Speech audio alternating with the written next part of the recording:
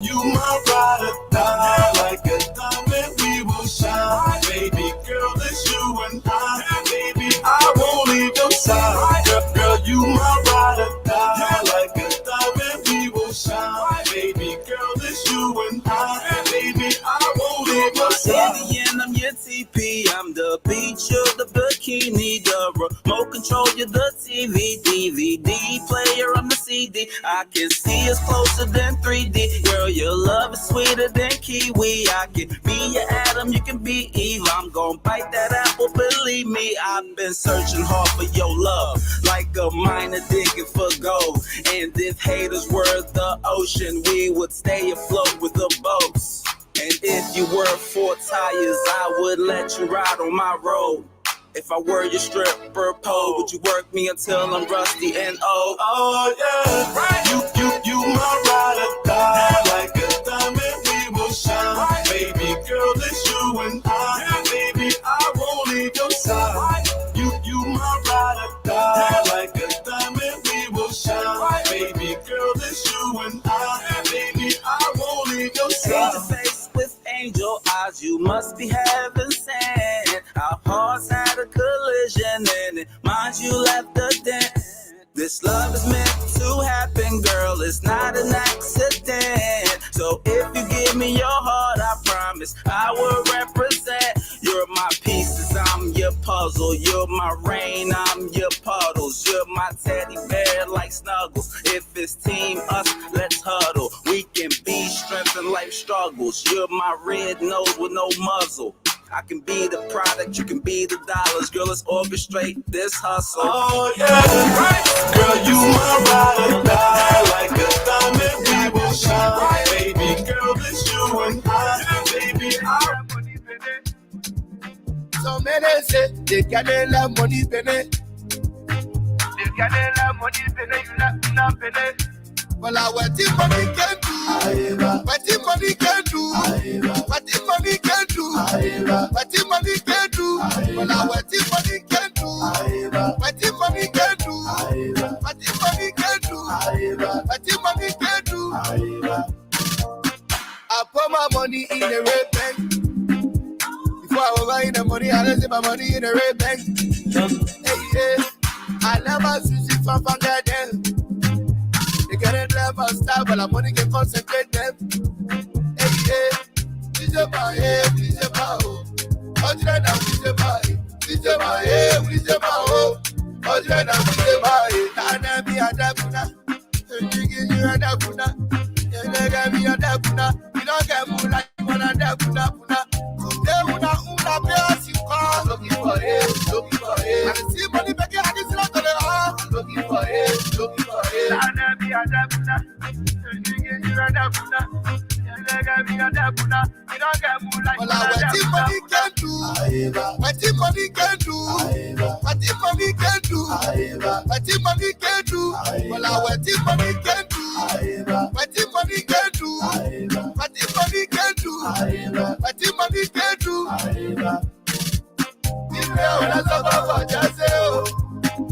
I can't pull out my bag, I can't say I'm party. Can't just work.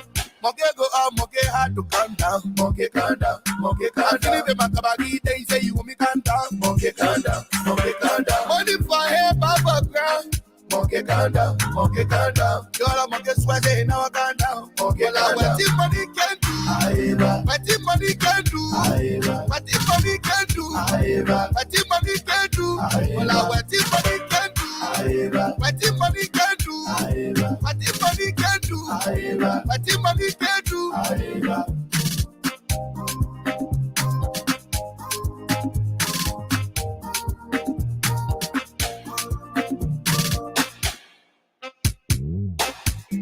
Yeah, beats.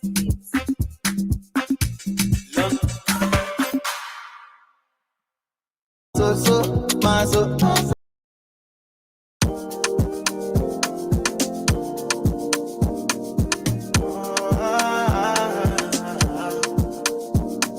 If I got problems, relationship now among them. If you want me again, you're the only one I want. All of them, I want my party, oh yeah. She wanna see romance, oh yeah. Her body so interesting, oh yeah. She get it back from big chesting, oh yeah. Falling hard for you, oh yeah. Hard times too, oh yeah. My back too, oh yeah. When you feeling my back too, oh yeah. All of them, I want my Betty, oh yeah. She wanna see romance, oh yeah. My body's so interesting, oh yeah. She get it back from big chesting, oh yeah. Daddy, I'm for you, oh yeah. All for you, oh yeah. My back too, oh yeah. Are you feeling my back too, oh yeah. My baby tell me say she love my style. She really wanna be the one to walk down. Let me get that if I ever break your heart. If I ever lie, if I ever leave you, let me bow. Everything going up, you the only one who keeps me coming down. The way you give me peace of mind, I know say you don't ever wanna see me frown. Now they got no I'm looking for the way early time. Where you are, where you come from, where you from come. Son, I must not wanna compare. No, sorry, what she doesn't compare. Boy, if you force her to show yourself, she will lay you down flat, that's not bad. That's my baby, yeah. You can blow all your own race. That's my baby, yeah, yeah, yeah. All of them, now they want my Betty, oh yeah. She wanna see romance, oh yeah. Her body's so interesting, oh yeah. She get it back from big chesting, oh yeah. Falling hard for you, oh yeah. Hard times too, oh yeah. My back too, oh yeah. Feeling my back too, oh yeah. All of them, now they want my Betty, oh yeah. She wanna see romance, oh yeah. Her body's so interesting, oh yeah. She get it back from big chesting, oh yeah. Daddy, I'm for you, oh yeah. All for you, oh yeah. My back too, oh yeah. Are you feeling my back too, oh yeah.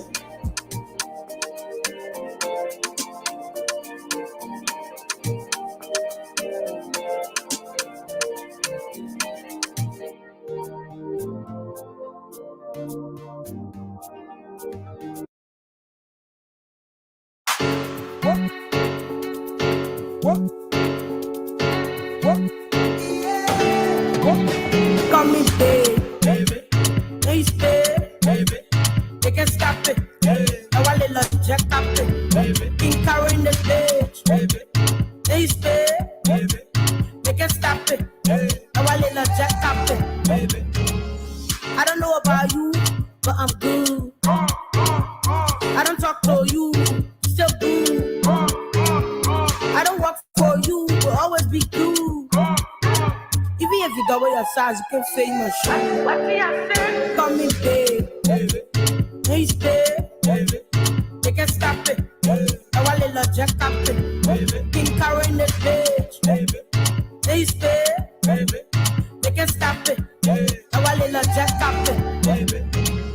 Let it go, let it go, let it go. They know better, they can try no more. They see coming, we can't go no more. I'm dead, I can't even die no more. I need people I don't know no more. Some people I don't see no more. So much pain, can't do no more. But I forgive you, see no more. Leak you one day, cash in the back. I'm spicing up, what's next? They compete, but they can't contest. I'm your dreams, hey. I mean you were seen in there. Seen in there. I mean you were seen in there. Call me babe. Hey stay. They can stop it. Now I little jack up it. King carrying the stage. Hey stay. They can stop it. Now I little jack up it. Somebody talking to the bottom on the horse. They say the bottom on the horse. But when something happen, I really want to get call. Somebody talking to the bottom on the horse.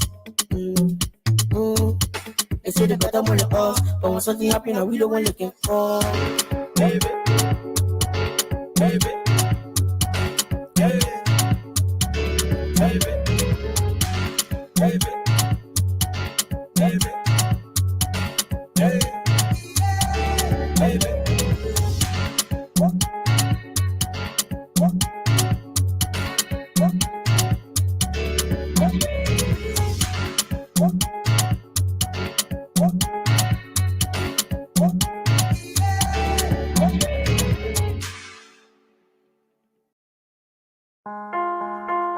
Begin at tuneslibeer.com.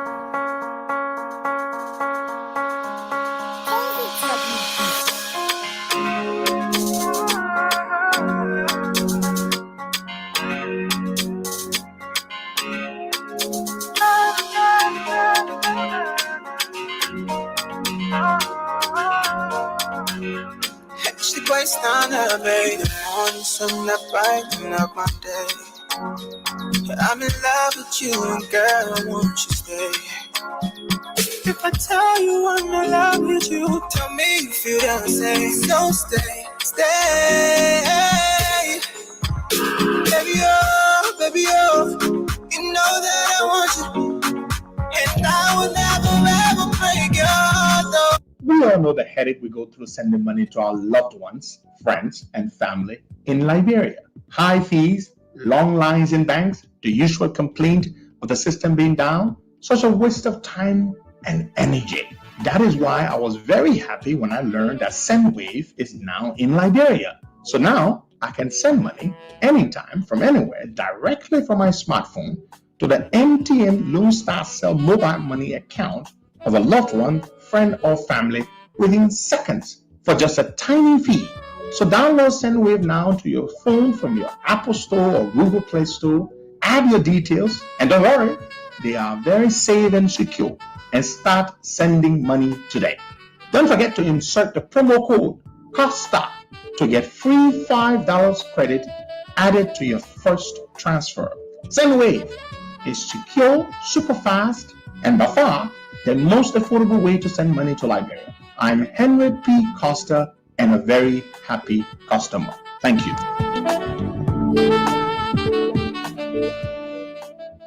Listeners, it is once more a glorious opportunity to be back on the nation's premier platform. And I want to say good morning to all our listeners, home and abroad. You know, when you are like playing a theme song and trying to sing along, one of the parts or one of the lines in the song that really touched me, Boaka, is the issue about the part that says your best friend could be your worst enemy. Mm-hmm.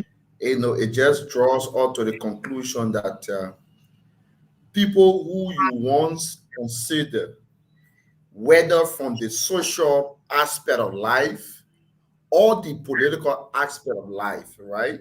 People who you once considered a best friend, and you know, they are the one that have been seen as your worst enemies today. And I will just strictly narrow it down to the political aspect.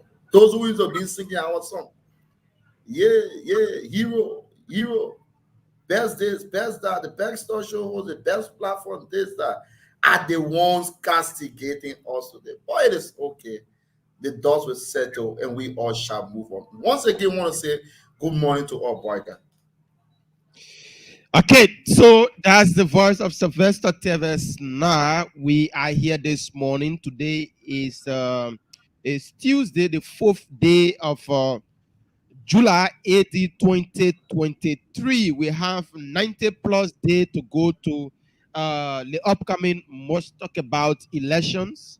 That will be on October 10th. We have 90 plus day to go. So, like Teves said, here at the Costa Show, is people that change. It's our follower, our support base that change. But we remain consistent in our advocacy, and we allow people to make their own decision for themselves. We don't go about coercing people on who to support or who not to support. It's left with you. If you think that the person that you want to support is the best option for you, you can go about supporting them. If you think the person that others are supporting is the best for them, leave them to their will. Let them support that particular person. That's just how we are here at the Costa Show. So, like I said, it's our support base that change, not us. Yesterday was for you. You healed, you celebrated, you did everything towards us, but today you are against us. So we have few things to look at this morning, Teves. The CDC primary is ongoing, and there have been a lot of news coming from. You know, the last time the lawmakers, I don't know, 54 or how many persons went about asking President Weah to contest they pledged their support to President Weah. But some of those lawmakers now in their various districts are then booted out of the CDC ticket. The leg of district number 2, in person of Jimmy Smith. Jimmy Smith was booted out. He's no longer going on a CDC ticket. In district number 14, how they call him? Abraham, is it Abraham Kone or what? Sokana Kone. Sokana Kone in district number 14 is also AVC, Ibrahim Vamuya Kone. Abraham Vamuya Kone in district number 14 is now going. Likewise, in district number 17, DJ Blue is going to be going on the CDC ticket in district number 17. So, a lot of names, Teves. How do you look at the CDC primary, the ongoing CDC primary, and the names that are emerging? In district number 14, we have Muka Kamara replacing Abraham Vamuya Kone in district number 14. And we have one young guy in district number 2 replacing Jimmy Smith. You've been following the CDC primary. Let's look at that before we Waga. A month ago or 3 weeks ago, right? We were highlighting and focusing on the what we call in politics political concessions and negotiation, right? Where we outline people's support to a particular arrangement is not just because they are patriotic. It is not just because they are nationalistic. People's support to political arrangement is all about interest.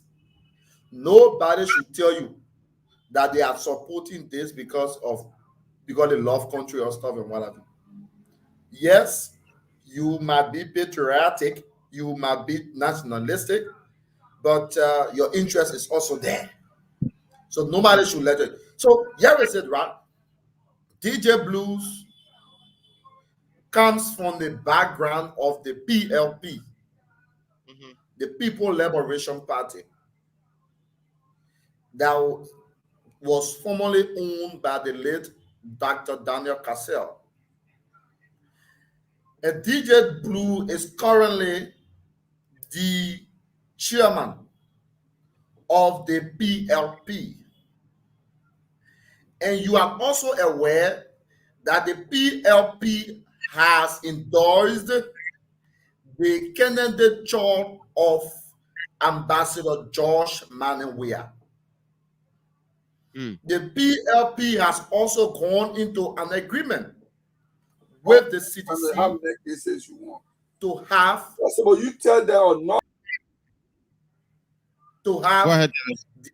their case be made to the Liberian people in a uniform way, right? In unison. So now here is it.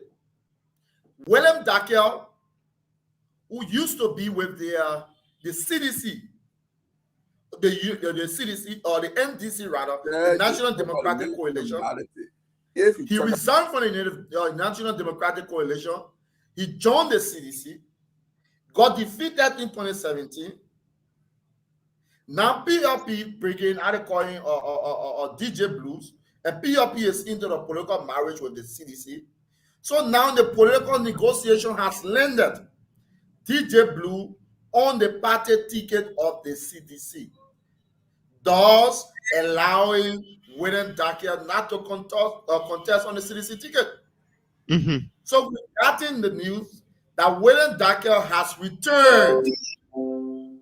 He has gone back to the NDC, the National Democratic Coalition. And we've also learned that the National Democratic Coalition has already endorsed the candidacy of Ambassador Joseph Nyima Boaka.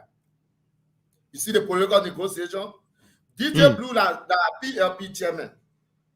And PLP chairman, they're going to the arrangement that the CDC will not fee Adekoyin or candidate in district number 17 because DJ Blue is there. And we trust you to know that DJ Blue won on web ballot. Web ballot, yeah. DJ Blue won on whereby only because of the negotiation that CDC will not fee Kennedy in Decision number 17 because PLP is part of the CDC arrangement. You see that? In Decision number 14, Mm-hmm. yeah, you want to say something quiet, Bwaga?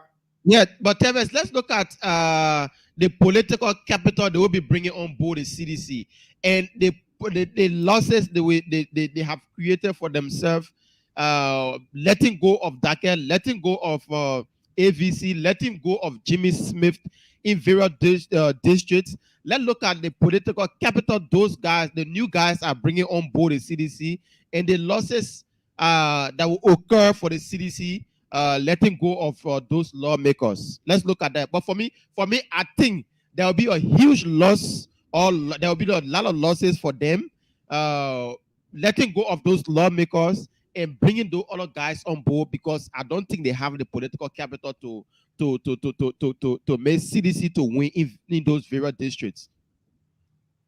Let's say we are using district number 17 as a case study, right? Yeah. Mm-hmm. Who is Dakar? Dakar is a former representative. Dakar is the former representative. And also, he contested 2017 and lost the election to the sitting representative, Hassan Kazulu. Kazulu, yeah. Hassan Kazulu. Now, and Dakar came second. Mm-hmm. Dakar came second to Hassan Kazulu. And this man called one Sise, Ibrahim Sise, Kimte. Mm-hmm. So now Hassan Kazulu is no more contesting. He's not contesting in district number 17. He has gone to Grand Cayman County. Yeah. Now, Dakar came second. Ibrahim Sise came third. Now Hassan Kazulu is going, so Dakar takes the forerunner position as per the numerical value and stuff. I will agree with you because Dakar is a force to reckon with. But I was made to know that Dakar, in fact, that Dakar is not on the CDC ticket, but rather on the NDC's ticket. Is still going to support the CDC. How can that be, Bwaga? He's going on the NDC ticket. He's going on the NDC ticket. And the NDC has already endorsed Ambassador Joseph Imam Bwaka. How is Dakar then going to support the CDC? So it will be a total contradiction from the angle of William Dakar. Because William Dakar going on the NDC ticket is on a full obligation to support where the party goes because he benefits from the party. So we wait to see that game. I will agree with you. That it might be a loss for the CDC in district number 17. Because Dakar, I don't see it prudent. I don't see it befitting. You going on another party ticket, and that party is fully supporting another arrangement. How are you going to deviate from that arrangement to support another arrangement? How are you going to do it? So I'm finding it difficult to decipher the rationale within that as to how it is going to play out. But also now, I can I say something here? Welcome, Mr. Kelly. Mr. Gonglo, so Mr. Kwebli Gonglo will be joining us as one. Kelebo Gonglo will be joining us as one of our panelists here on the Costa Show. We just want to let our viewers know, beginning today, he will be one of the panelists here on the Costa Show. So let me say good morning and welcome to the show. Good morning, Boga, and I'm very excited to appear here for the first time in person. I've been following Costa Show for decades, you know. So I've been following him from Hot FM to the other when he had what was the next New York guy? The first New York guy before this one? Voice FM. FM. So I've been following him, I mean, for many years. So I'm quite excited to appear in person. But I just want to share my opinion on the analysis you were making. When you're making analysis, Boaka, it's not easy to just maybe take one issue and say this would be the case, because when Daka ran, he ran as a seditious. When he was a representative, he was a CDC representative. So there were people who even voted for him who necessarily would not vote for him if you were not running on CDC ticket at the time. So the number he got, he didn't just get it because all these people believe in him. Some of them, I guess probably most of them, believe in CDC. So if he's not running on the CDC ticket, if he's running on different party ticket, I would say the verdict is out there. It's not clear whether he will do well. It's not clear. So you can be definitive. You can be definitive to say, okay, like because it's second, so the person has the best chance the next time. No, not necessarily. You got to take into consideration the political climate. I mean, many other issues, because the person served. Because you serve, you got records that people can point to, right? Okay, Mr. Gongolo, while we are driving at Teves, you will come in there. My point is, the district alone. Of course, we know Dakel, we know Jimmy Smith, and whosoever that were on a CDC ticket, or that once won on a CDC ticket. According to you, it was probably based on they going on the CDC ticket. That's what make other people to vote for them. But the issue here is that if those guys are no longer on the CDC ticket, CDC is bringing somebody else on their ticket, and they are still contesting. No matter where it is, someone will still contest as independent candidate. Someone will go to other political parties to contest in that same district. We are looking at the losses for CDC. Don't you think they will still lose that seat, because it will be like CDC having two persons now within the race in that particular district? They are former lawmaker and the person that they are bringing forth now on the table. Teves, you wanted to come in there before Mr. Yeah, I just want to point out a correction, right? When William Dakia won the election in 2011, he won on the ticket of the NDC, not the CDC. Okay. When he won the ticket of the NDC, and when he was going to the election in 2017, he joined the CDC, where he contested on the CDC ticket and then lost the election in 2017. That's just the correction I wanted to point out. Okay, thank you. Thank you, Baga. But let me also point this, Baga. Here is something we need to know also. In Lofa County, if you look at 2017 elections, if you look at the current configuration of lawmakers from Lofa, I think CDC as a single party won more seats in Lofa than any other political party. But Joseph Baga still won Lofa hands down. So I think voters are beginning to get a little bit savvy on this to distinguish local elections from national elections. They're beginning to identify that, okay, at the local level, some people are good for us. At the national level, some people are good for us. So we can point to that, because if we dip deeper across the country, you see that there are some countries that some political parties they were at the constituency level, but at the national level they didn't do well. Okay, so guys, yeah, so Teves, you follow the District 14. Abraham Vamia Kone won twice on the CDC ticket in District number 14. And he been heavily supported, and he himself supported the CDC financially, logistic-wise. He also supported the CDC, but now he's no longer being trusted by the CDC, and things have turned over.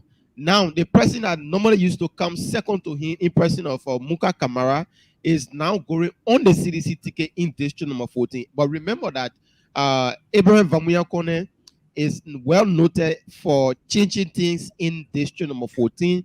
Remember the Kone Ya in Vartown, He have a lot of properties in the district. A lot of people do follow him in the district. Now, to the same thing again in District 14. Former sedition, non-sedition will be contesting in that district. Who you think may be victorious? Do you think the second person, the person that normally used to come second in person of Muka, that is now been chosen by the CDC, may likely be victorious, or the people of Vietown and other places will still say we trust Abraham Vamiakone and we are still giving him the position? You know, Bwaka, I would want to agree with the senior brother that others, I would not agree with you to say a lot of stuff or whatever for CDC, because others can support a particular individual, can still support the bigger picture, which is the presidency, right? For Muka has been doing some tremendous work in the district there. You know, he's been contributing to the party, he's been contributing, carrying on some projects and stuff for the people of district number 14 in there. And you know, but like you said, AVC is a kind of a person who has allowed himself to be overwhelmed and consumed by power. You've been following some of the recent happenings in district number 14, where it has always been alleged that AVC has normally involved himself with this brutal politics, where if you don't agree with him, he was send people after you to have it brutal. Like several of our colleagues have complained, you know, about the behavior of AVC and not going into the party, right, to make sure that the party ideology and that of the philosophy of the party is kind of actualized as per his own arrangement. Because man, you know, he won on the party ticket as a representative. He won on the party ticket. So there have been several complaints. I think the people, even the president visit, when the president was doing the Montserrat County tour, you saw the reception and the reactions from the people of district number 14. Right? At one point in time, the certain representative was even stopped from entering the hall, the hall where the president was going. And, you know, it sent a message that he has lost connection, he has lost the support of the people of district number 14.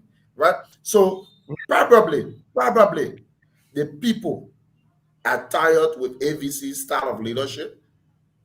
Probably they don't want AVC. We hope that the coming of Muka Kamara, because Muka Kamara been contesting as an independent candidate and been putting out these numbers that are always landing second to the sitting representative.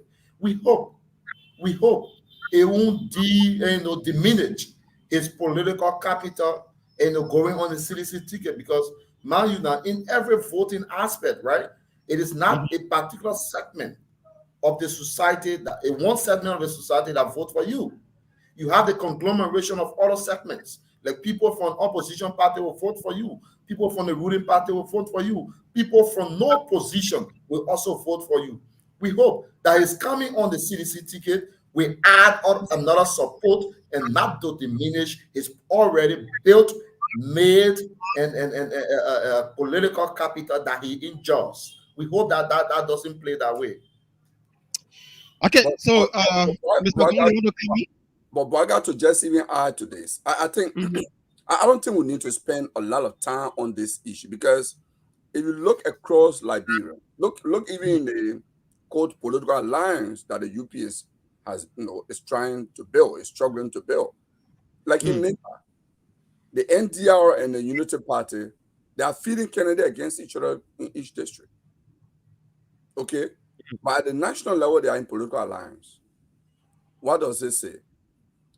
Technically, in fact, legally, I mean, not legally, the reality is these two people are in alliance at the national level, but at the local level, they are competing fiercely against each other. I mean, and I guess there will be exchange or bar wars and what have you. So the same Lofa, Galagba Kotima is going to contest why Steve Zago run on Unity Party ticket. Brandon Samuga is supporting Galakpa Kotima. He's going to contest either as independent or on one of the new political parties. So and I think what this for me tells is that our political space in the last 30 years, I think many Liberians have recognized that the easier way to get rich is through going in the legislature, going into government. So there is a scramble for power. So, because the only way you can justify why people will be even in the same party, that you lose a primary, you jump on the other side, you want to fight, is because you just want to be on the table to make some money.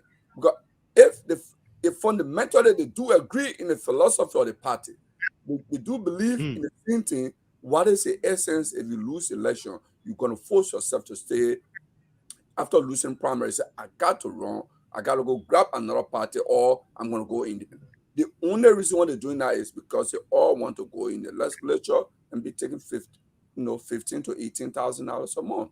Because that's what they make. They make up to almost $20,000 a month. That's what the legislators make. All right, guys. So we needed to flag that out this morning. So this morning at the court, prosecutors to produce evidence in Shalom Musu murder case as a defendant filed motion to admit to bail. So this morning, the government of Liberia said they will provide evidence or a lot of evidences to the judges there. So this is from the front page. I don't know. Let me just dive into a little bit so we can talk about this, because a lot of people been asking about this case. Oh, how far is this case? How far is this Shalom Musu case? The government is set to commence the presentation of evidence in the murder case against Councillor Gloria Musu Scott, former Chief Justice, and 3 members of a family at Criminal Code A. This development scheduled for Tuesday, July 4th, marks a significant step towards the impending trial. The Ministry of Justice has emphasized that the need for a prompt trial, underscoring the substantial evidence assigned by investigators against Councillor Scott and co-defendants. So, Teres, here we are today again at the court, prosecutors to produce evidence. Because this case, like you said it last time, if it doesn't go the government way, there will be a lot of backlashes, like it happened in the 100 million case of the drugs case. And today again, government saying that they have a lot of evidences, but they are relying on they say and I say. Remember again, they are relying on they say and I say. So the they say and I say will have somebody enter the house. What has somebody not enter the house? Who they what? They are relying on they say and I say to provide to the Liberian people today. So Teves, let's begin with you. What should we expect today at the court? Boaka, I would not want to say because to say I say, you say, they say, and stuff and what have you, right? Because one of the things, there's the 3 things that the prosecution has taken from the autopsy report. Autopsy is scientific, and so it is not again about you say I say, because other people are entitled to their opinion. Like the saying goes, opinions are like noses, and each one has one to express, right? So the prosecution is requesting that the case be transferred to either another county or stuff and what have you, which of course I want to agree with that. I want to agree with that because the sentiment in this case is very hard, Waka. And you will find a lot of people will be going out to protest, to do this and do that and do this. Similar case with the brother of the senator of Montserrado County, Darius DeLong, right? When his brother was involved into that manslaughter stuff, and where he was being acquitted, right? He was being acquitted. So the case was transferred to another county because of the high sentimental and emotional outburst of our people and stuff and what have you. So I would be one person that we really appreciate if this case were to be transferred to another area for a proper and prompt trial of the former Chief Justice and those three other persons that are involved. So for this, the prosecution said they have some things, from the autopsy report. They have other people, they have already named their witnesses. The witnesses the other time, I called some of them, I think two of them, I think about 6 witnesses that they pull in the indictment. I think 2 of them is the current are one of the Liberian National Police of the Criminal Service Division, one Monroe Dennis, and another lady called Comfort City. And I think the 2 names that I can remember were placed in the indictment as state witnesses. They've also, from the autopsy report, they've also gathered that there was a foul play by those people, so they are going to use these pieces of evidence to kind of indict to have this former Chief Justice, those 3 other persons, guilty of the crime committed. And one of them, somebody was saying that they say Glorious Musu, they say Bloodstein was found in a bathroom. And so the autopsy report revealed that, and the autopsy report also revealed that the blouse that was on Charlotte Musu, right? Charlotte Musu, the blouse that was on her was changed after she got stabbed, I think 9 times in the chest or something. Like the blouse on her was changed. The autopsy report also revealed that, and other things that the autopsy report revealed. So we wait to see, right? We cannot be so judgmental for now, because every one of us will be acting on emotion or sentiment, or they see hearsay and they say that we're trying to avoid, and wait to see how the case goes. Because according to the government, because that's what I said the other time, I hope this case is not political. If this case isn't political, if these people actually committed the act, they should face the full weight of the law. Because no man is above the law. No man takes anything into their own hand. But if this case is political, then the government, we will just consider them as somebody who trying to go against that they've always been doing. But we hope this is not one of this, because we are talking about an individual life that is involved. It could be you tomorrow, Bwaga. It could be Big Brother Congo tomorrow. It could be myself who says, yeah. And so we hope that the government have the evidence to have these people be brought, the guilty verdict be brought against them. So we not be screaming, yes, they say, oh, the government trying to go against the people and this and that and whatever. We hope that the government has sufficient evidence that they can prove beyond all reasonable doubt to have these people, found guilty of the act. Okay, so Mr. Gongolo, you want to come in on that?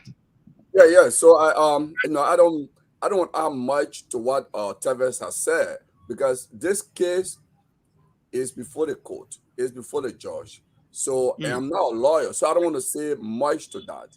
But all I can say, I think for us Liberians, we should be happy that when we have a government takes case to court and the government loses that case, for me, given our history in context, I will be happy. It means our courts are getting a little bit stronger and probably independent of the government of the day. Particularly cases of murder, treason, those capital offenses that the government really does have interest in it.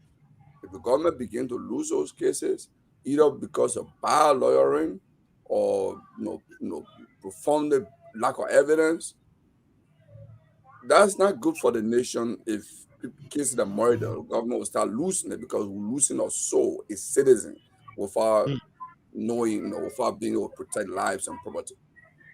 But in the past, like pre-war time, any case government takes to court, it was slim dunk.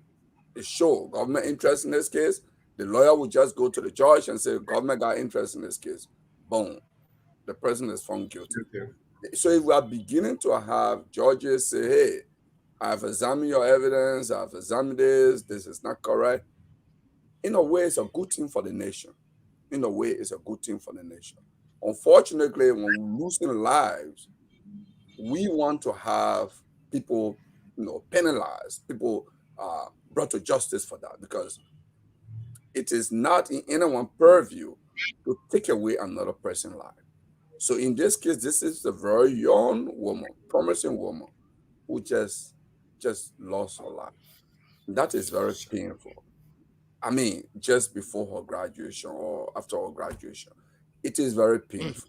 So I will really hold back my opinion on this matter, and see what the judge will say today, because the trial has not really started technically. I think what they're trying to do here, they're just trying to dispose of whether the defendant can be granted bail. Because I listened to one lawyer, and the lawyer said, yes, all capital offenses, all offenses by our constitution can be granted bail. But the judge will examine the evidence. If the evidences are very strong, they may decide, yes, we're not going to do this. So if the judge denies the bail today, it will signal that the government has actually presented a stronger evidence. So Sure. let's watch out for that. If the government grant the bill, it means the government has a weak evidence. Because once guys, dispose of that today, whether they're going back to jail or they're granting them into bail, they're meeting them into bail, then they will schedule, government has to come maybe another time to say, we're going to try. I think they're looking at August 10 of court. I mean, as I heard from one of the lawyers, I think they're looking at August 10 of court, which they will argue for change of venue.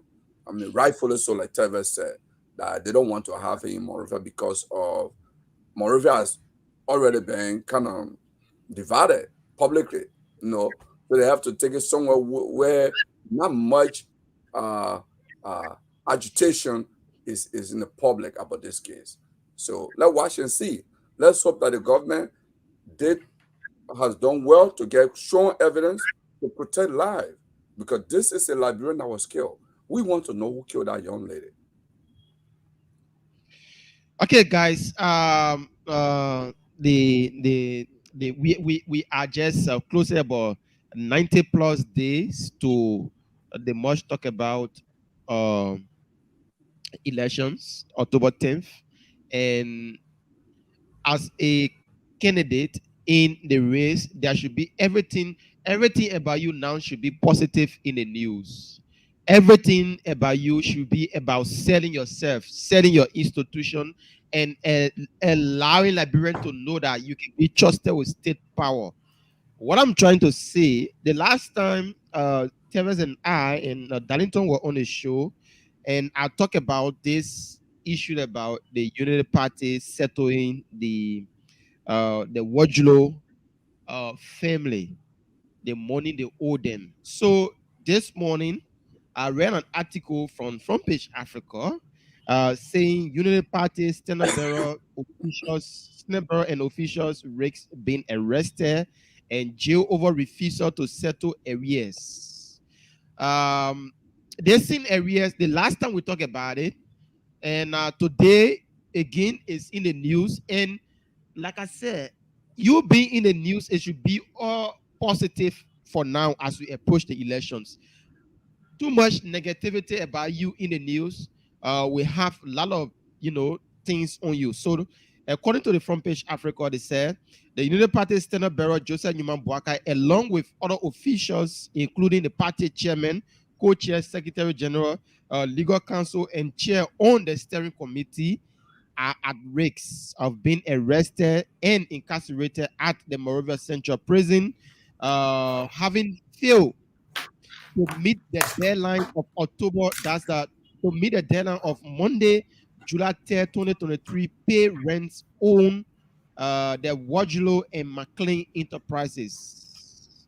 The amount of 200,000 in question, and since August 16, 2022, the court has ordered the Unity Party to pay half of this amount, which is 100,000 on or before October 31st, 2022. The remaining 50% was to be paid on before December 15, 2022. Failure to fulfill these obligations will result in an execution to satisfy the court's judgment. On February 22nd, 2021, McLean filed a summary proceeding against the Unity Party chairman and all those in authority to recover possession of the real property on November 23rd.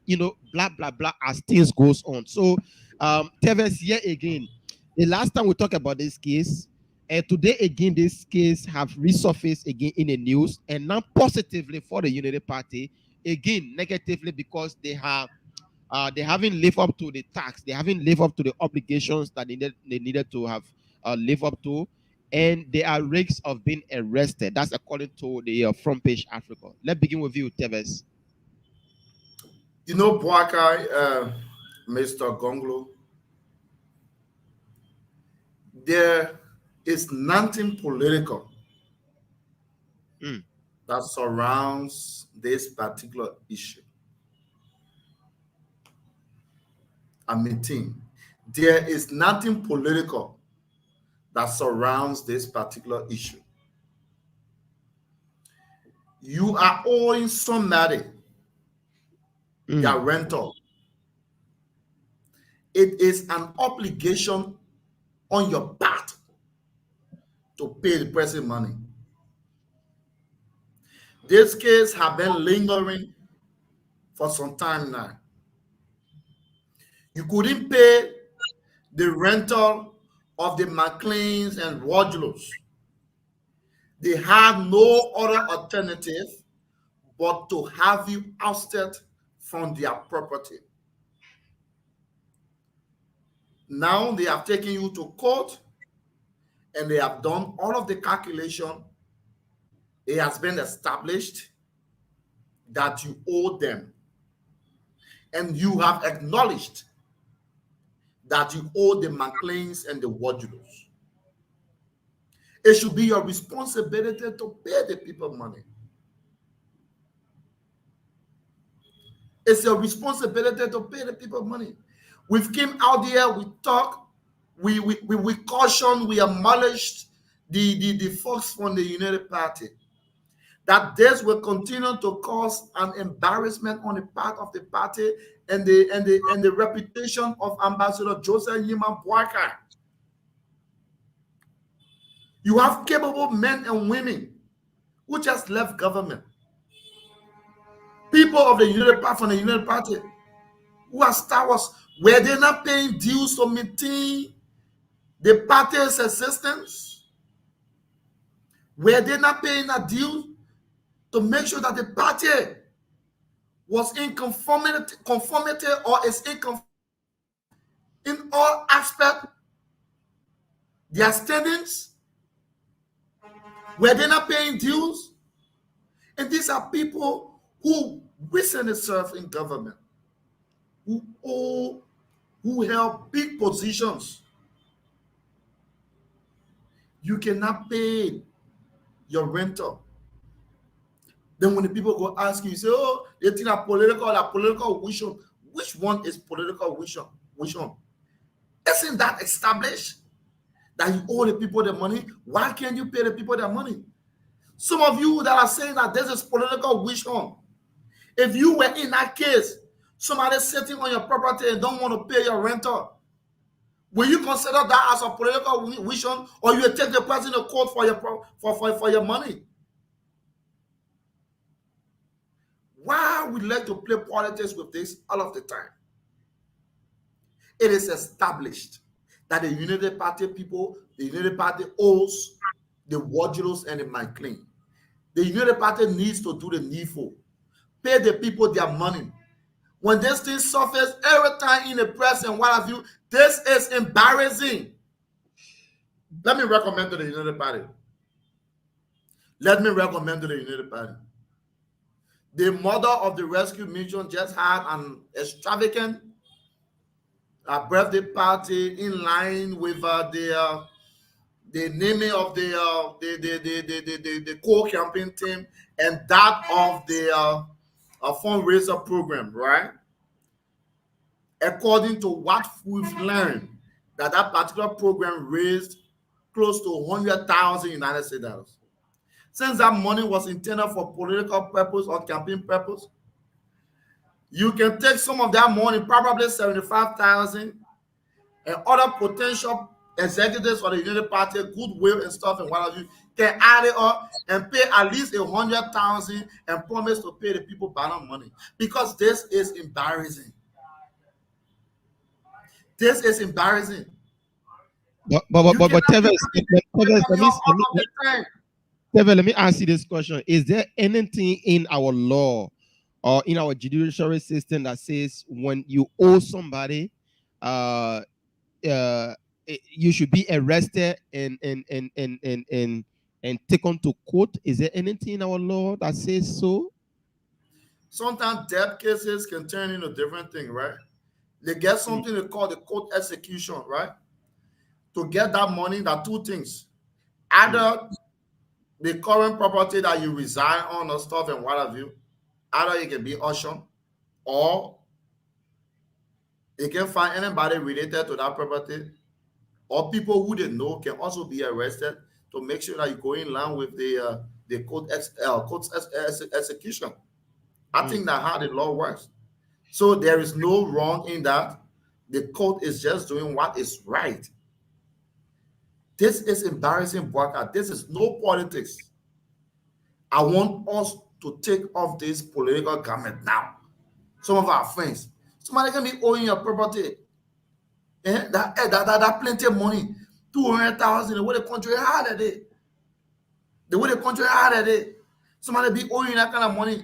Then you go for your money to the president and say that political wish on that this, that, and whatever. It is established. You owe the people money, pay the people money. I will start here, Bwaka. All right, so I almost said Councilor Gonglo. Mr. Gonglo, you want to come in on this case? United Party is in the news once again on the scene rental issue. We have discussed this thing over and over, and again they have appeared in the news again.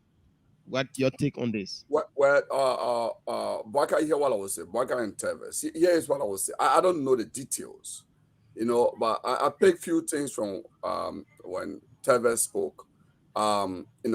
United Party is a former ruling party.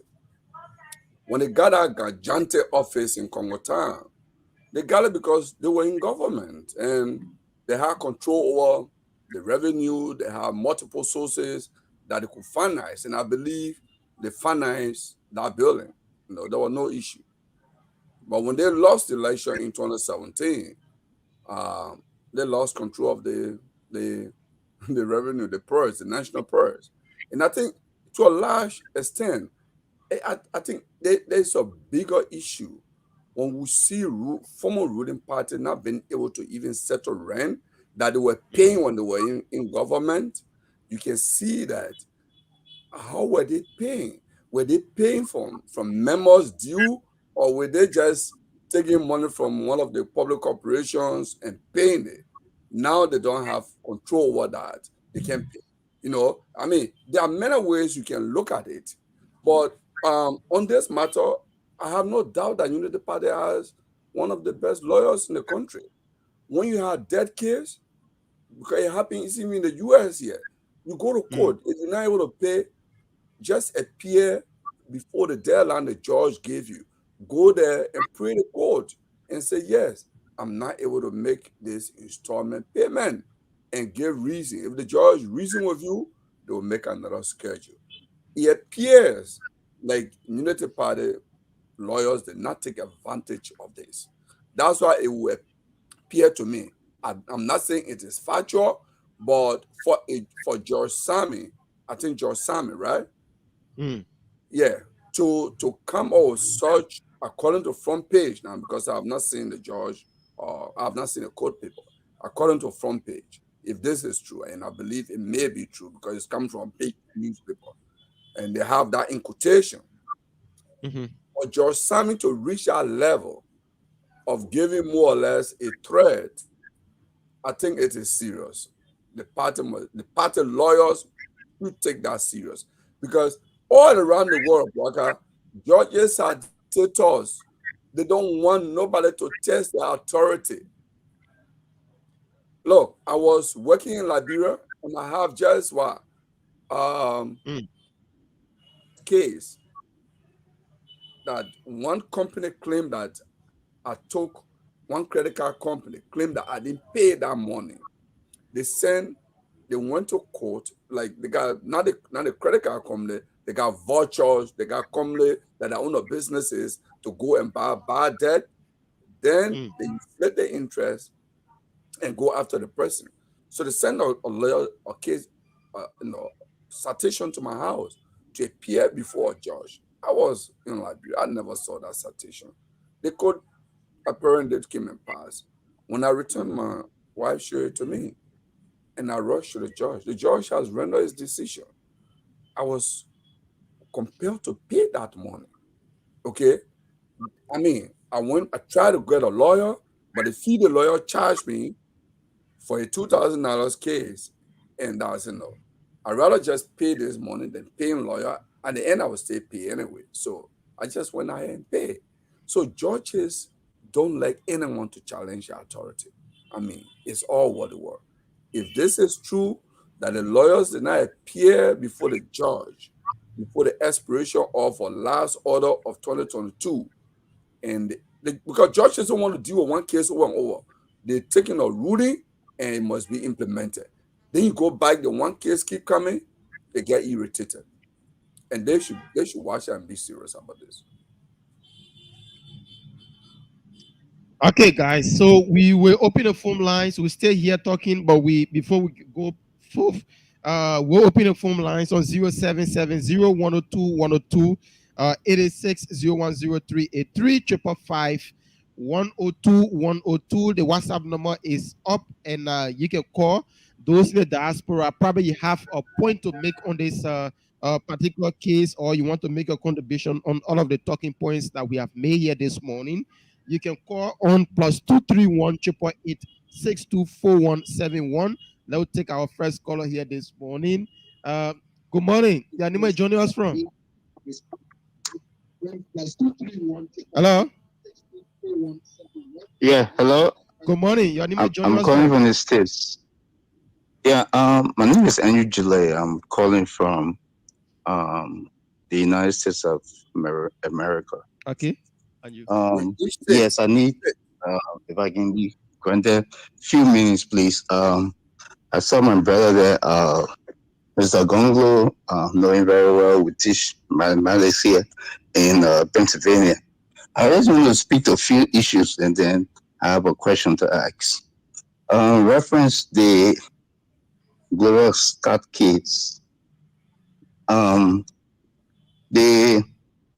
prosecution released, I think, more than 11 count indictment with testimony of those who were on the scene. Okay, the door was locked. The door was completely locked all the way, and those who entered the house had to enter through the windows before Gloria Scott provided the keys, and then they opened the back door. That's one thing. And even the neighbors who entered the house entered through the windows. Yeah, the bathroom window. Okay, and the doors of the house were locked. The securities were outside. So that's one thing I want to point out too, as you're talking. Reference the case involving the United Party. Okay, there's something they call boycott. Was just asking, but there's something called repeat violation. I'm not a lawyer. Okay, or failure to comply with ruling of the court. Okay, yeah, there was a payment plan that was made. Yeah. Okay, according to the front page, and they failed to comply with the ruling or the payment plan. Okay, and that what now led the judge now to come up with this. So those are the two comments I wanted to make. But I have my own question here. I want to read to inject. We could have had the election of superintendents and the election of mayors. In this election, had the country started with the president proposal for us to amend the constitution for mayors and superintendents to be elected. What do you guys think about that? Thank you. All right. So probably we Mr. Gonglo and Teves, but I think this person not a cause yet. We have to take them and then we come back to talk because we are running in with time. So 0770-102-102-86, 0103-8355-102-102. The WhatsApp number is +231-888-6241-71. Yeah, once again, +231-888-6241-71 are the lines that you can call. Let's take this person on the line. Good morning, welcome. Hello, good morning, Bankai. Good morning, my boss. Good morning to you people. Pangomo, welcome. Yeah, thank you. You know, nobody will pay that money. You know, he had a political, when you say political, even though he's not political, but he made. That just about to go to any. That didn't go to any enjoy, you know, the party immunity. Any one that ran a party call for these people. And the phone there, they got a lot of people to pay. President, you know, the party should sue early in the court that the administrator is wrong, he took part on it, that will pay 100,000, then the other, you know, the other right. Americone, the Gafone, the McLean, the McLean says to pay 50,000. They want to buy out from the poor. Then we the local people will pay $. They will pay. The President Eli Putin, McLean, to issue rate, take the whole thing there on. A political, in some way, that political, a political president, former President Eli, that you want, doing their thing. Okay. And now, she got millions of dollars. I was selling just for millions of dollars from utility party. That I was selling pay. That they pay 50,000. Any will pay 50,000. All of them must pay 50. All of them will pay 50. All budget to. Any the court.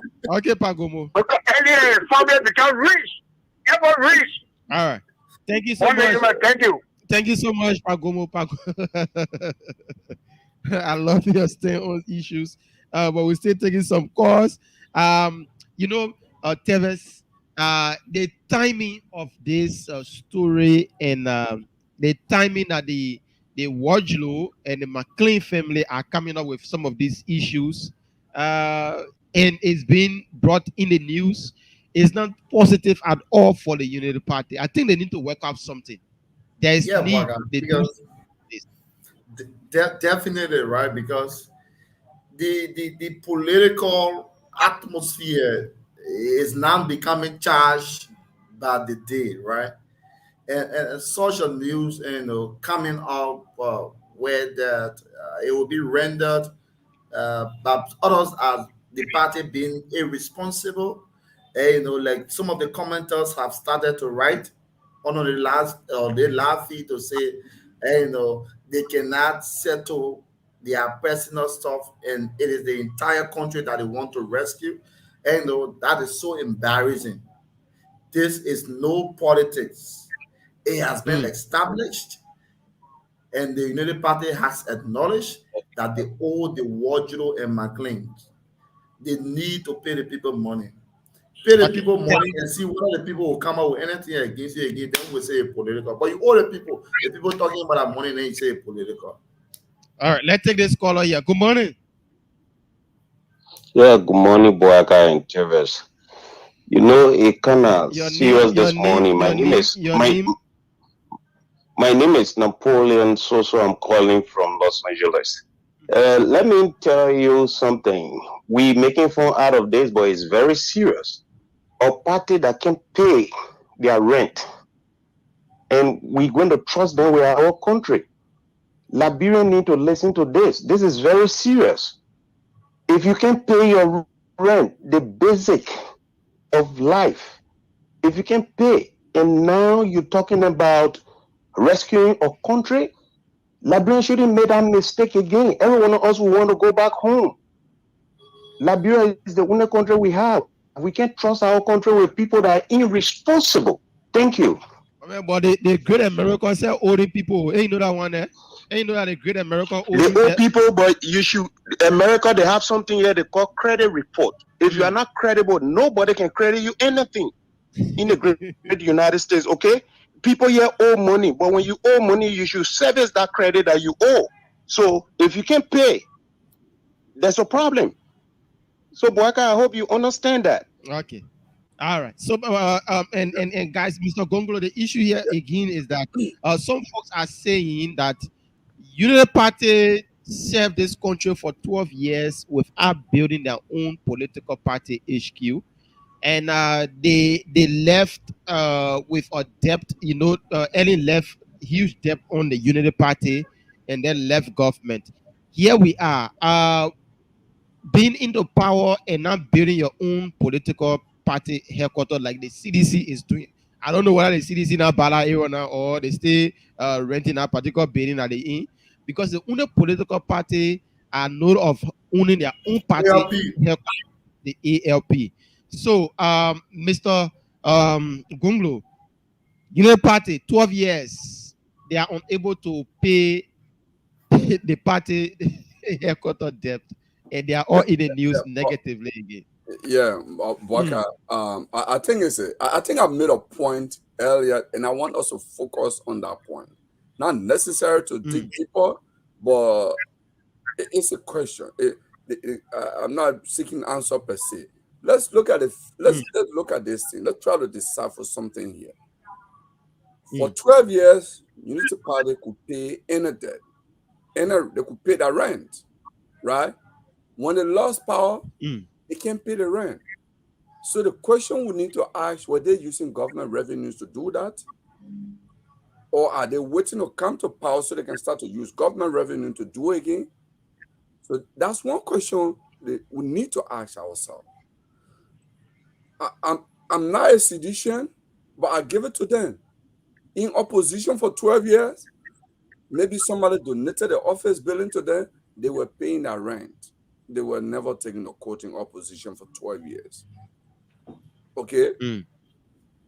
So, Baga, you saying something? I mean, Teve, you saying something? Yeah. I just want to say this, right?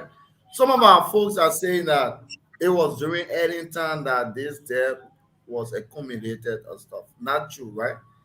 When Boaka was the standard bearer of the party, right? He started his standard bearer operation of the Unity Party from the old headquarters in Congo Town. Boaka took over the Unity Party in that building prior to them moving into that new headquarters on Broad Street. So Boaka, Ambassador Boaka, is in the know of what is happening. All we are saying. But Teves, to even add that, it was in that very building that Ellen Johnson Sally was expelled from the Unity Party. Yes, you got expelled from that building. It was in that very building that Ellen was welcomed back again to Unity. It was in that very building. I mean, so we can. It was in that same building that Ambassador Boaka got re-elected as the standard bearer of the Unity Party. So that's not in question. In fact, it is not even an argument to make. You can't claim to build your campaign on the successes of Ellen Johnson Sally on some of the projects, then you disown the bad one. Yeah, when the bad things come off. That's hypocrisy. You can't do that. That's been very disingenuous. So you can't pick and choose. So no, I mean let's just face the fact. So anyone who is not an argument. Darlington Collins want to chip in on this. Darlington, good morning, welcome. Good morning, Boaka, and good morning to Big Brother Kalibo Gonglo and Sylvester Tebesta. I came to join you and you didn't come. I've been following the conversation. No. Today is independence. We are trying to make sure. Okay, go ahead, brother. Yes. Yeah, right. I think like Tevez and I think the most serious concerns that the Unity Party people need to address. However, it is also important to note that the McLean family have, the Unity Party people have made some accusation that, they have just been unrealistic in terms of increasing the rent at the time. Because I kind of disagree with you brought out to say Madam Selin left huge bill on the Unity Party. The period only reviewed that the Unity Party accrued rent was during the 2017 campaign. Mr. Joseph Boyka was standard bearer of the party. So the party need to do the honorable thing. And again, one thing we don't control is how, landlords increase their rent. So if the party felt that, the McLean family was just being, unrealistic and they were being unfair, they will not be very reasonable. I think they could have terminated their arrangement with them. But they kept on going on and on because the time that rent was incurred, it was during the 2017 campaign. Howbeit, again, it's somebody calling to say, I think I want to be fair to the Unity Party, right? To say, if the people can't afford to pay their own rent, then how can we entrust them with the country? Even the CDC when they were in opposition, that has been the culture of political parties in Liberia.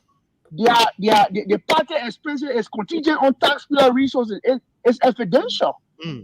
When the CDC were in opposition, they were only rent here. We could see Akibo and our family were literally running beyond CDC for rent. Yeah. At some point in time, it was being rumored that Mr. Uri had to make intervention in paying the CDC rent before. These are news that we've heard. We've been around the Liberian political discourse for some time. So it's not an old age thing that the Unity Party it is just so unique. Political parties, people in Liberia for a fact, they barely support their parties. They are not due paying members of their political party. So it shifts, the party operational costs to, the political elites in the party to go and maneuver, especially to source out funding in terms of keeping the party operational. Howbeit, if the Unity Party cannot, like Brother Gongo said, I think they need to, file a motion to the court and go and do some form of payment plan arrangement, go and negotiate with these people because, again, you owe people Darlington, there have been a payment plan, but the payment plan is no longer working. So that's why that means the Unity Party is defaulting on the payment. And that's what Brother Gongo said. The judge who is hearing that case reserved the right to enter into a default judgment and whatever ruling, and probably the judge have already entered into a default judgment to say that the properties of the Unity Party or officials should be seized and arrested for defaulting to pay their rent. So when you go to these kinds of things, the judge actually basically the opponent of your code. Where can you pay? Because they want to know your ability to pay. So the Unity Party need to work on that, and pay. But that has been the culture that the parties, after parties, are always very contingent on Liberian tax dollar to pay their political party rent. The Unity Party didn't want to be in opposition. Now they don't have political power. You see how they are struggling to pay their rent. The CDC now is looking okay, but they are set to do owing rent. So let's be fair to the conversation. All right. Thank you so much, Darlington. Let's take this other person on the line. Good morning. Welcome. Good morning, brother. Frank Gibson. I call from Paris. Good morning, Kevin, and good morning to your studio guests. Frank Gibson, welcome to the show. Thank you very much. Thank you very much. What I have been time and time now, we have been promised that Henry Costa is going to speak to the nation over and over, and the time have been passing. I don't know what is the problem. I think that is not right for Henry Costa. He needs to keep by his word. He needs to tell the Liberian people what is including. Having said that, on the issue of the Unity Party. Hello? Yeah? Okay, so Frank Gibson, on the issue about Costa speaking to the nation, Costa have his own right. He have his own timing. I can speak for him. And so if you want to know about that, I think it'd be better you call him or you inbox him. So we have Costa number. Yeah. So we just want to. No, I don't have Costa number. The issue here is that Costa is giving date after date. And having said that, I want to speak a little bit about the Unity Party headquarters. Okay. I think I will tell Boga to send Costa number. Problems. This is what I've observed. Because before this case even surfacing to the court, that means there have been a lot of in-house discussions And because those discussions have not yielded any fruit in solving the problem, maybe those are some of the reasons why the family went to court. So if Joseph Boakai have problem, differences in solving problem, that's a very serious problem becoming president of the government bureau. That means you will rely on other people to solve problem whenever there is one. But Frank Gibson, we are seeing all of the problems that come in the way of Joseph Boakai. Those problems have blown out of proportion. Hello? And people, hello? Yeah, Frank Gibson. So if we say that Boakai is not able to take care of problems, it means that George Weah when he was in opposition, but then he never knew how to take care of problem because he was owing rent, and the people were also behind him for the rent. So where was that? They went to court. Hello, listen to me now, Frank Gibson. What's happening now to the Unity Party? It happened before to the CDC when they were in opposition, and the owners of the building that CDC is occupying used to raise issues. They were all in the news. Why are you talking about, Frank Gibson? I think that they say we don't know about the happenings here in Liberia. No, because you just said one single party own a property. That's not true. The national patriotic party own our headquarters. When that happened? It was recently. Okay. National patriotic party owns our headquarters. Frank Gibson. Frank. Yes. When last the NPP started owning party headquarters? It was recently. I bought that place before you left Liberia. The party headquarters was bought by President Taylor. No. Stop that. Of course. You can do a Bible search. So what I'm trying to say is that a lot of issues, a lot of problems are carrying the presence of Joseph Boakai, and he has not solved those problems. Those problems are blown out of proportion. That means Joseph Boakai lacks the ability to solve problems. So if that is happening to Joseph Boakai, that means he's not fit to be a president. You know, so what I will say here in closing is that Joseph Boakai is mentally ill. So people who are around him, man. Let me say that kind of thing, man. So you see, now this is what sometimes when people say, "Oh, you can allow a man like Frank Gibbs," how will you look at somebody X and tell them say they are mentally ill? He's not a doctor. He's not a psychiatrist. You are this Frank Gibson guy does it on almost all of the platforms in Liberia. Whenever he calls, he spews out these kind of a gibberish. So they are saying that this brother was brave to call on OKFM the other day and said, since George Weah's ascendancy, he has made available 2 million jobs. Can you imagine that? And he also said George Weah, all of the housing units combined in the country, George Weah has built close to 1 million housing units. Only for people to go and do their fact check. Their brother was made shame, and he was even banned for sometimes for participating on all of the programs on OKFM. This is Frank Gibson. Frank Gibson, you can be civil in your approach and your disagreement, not to be insultive. It is wrong. We are not going to allow it be done here. Either which side it is going, whether Ambassador Joseph Yima Boakai side, Costa side, Councilor Tiawan Gongro side, or Yombli side, we are not going to allow it. If you want to make your point can be stressed in a civil way. That's very wrong, Frank. Let's take this caller here. Good morning. Yeah, Boakai. Yep. Your name is joining us from? Yeah, this is Cover. I call from the area. Welcome. Yeah, Boakai, I listened to the topic, especially with regards to the rent issue.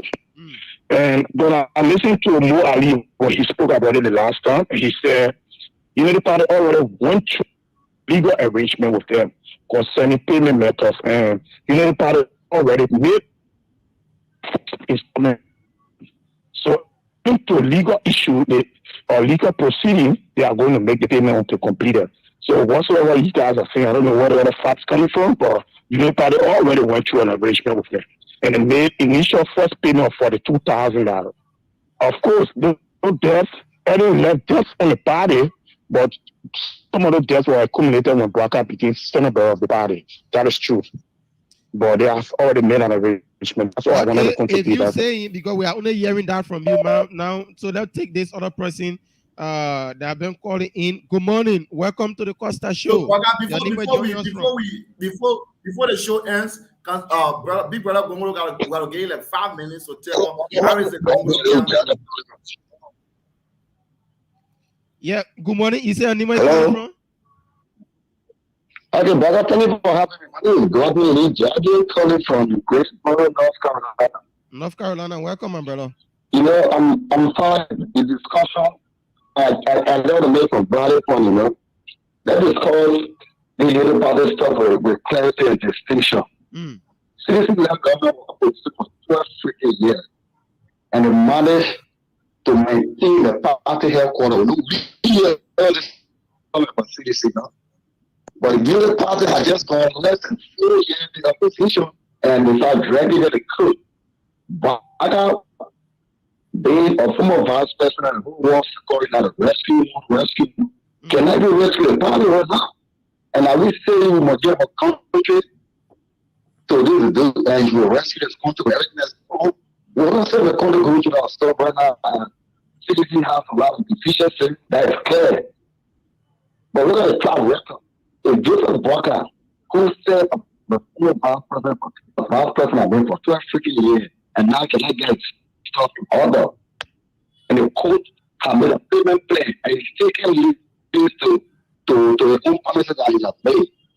Look, they are very serious. All these guys really been in power around here, they just want to come back to power and just complete whatever everything that is started. Okay. So I'm not going to use that for case you go back and not hit wherever you go around and the kids or come around the president. All right. Thank you so much. We take 2 more calls, then we chip into the gongolos. But we take 2 more calls. 0770-102-102-86 010383. Let's take this person here on the line. Good morning. Welcome to the show. Morning, Bakai. This is Jimmy from Fifth. Welcome, Jimmy. Thank you. I think we have to be fair to everybody. With this case, you guys are talking about Unity Party haircut. You think it was important for one of the Unity Party officials on your show this morning to give you detailed information of what's going on? Because for me, I mean, listening to you guys, this is purely political. I mean, if you check, but so who you think is playing politics out of this? Is it from the who you think? Can it be from the government? Can it be from the ANC, or can it be from the Gongolo camp? Who you think is playing politics out of this? It could be from any of the camp looking at this right now for the coming election. I mean, any of them could do. It's possible that any of them could be, responsible for this. Because excuse me, Mr. Caller. Mr. Caller. They had to order about CDC.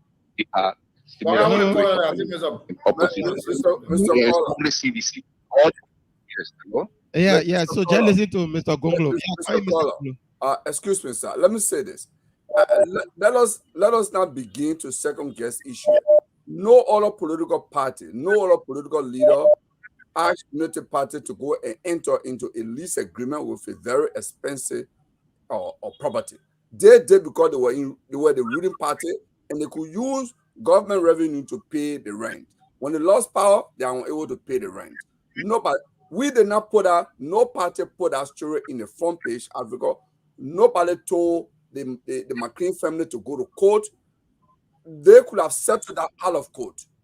Nobody would know about it. Okay? So let us not even look for blame anywhere. The blame should be squarely on the judgment of the Unity Party. Was it a good idea to go rent most expensive property? We don't know. So don't blame anybody. Okay, so coming on, my brother. So thank you, Mr. Gonglo. But like I'm saying, it's political. So you sound political right now. if you, that's why I said you guys who are called one of the sires of Unity Party to explain, because I remember I listened to Mo Ali on this issue.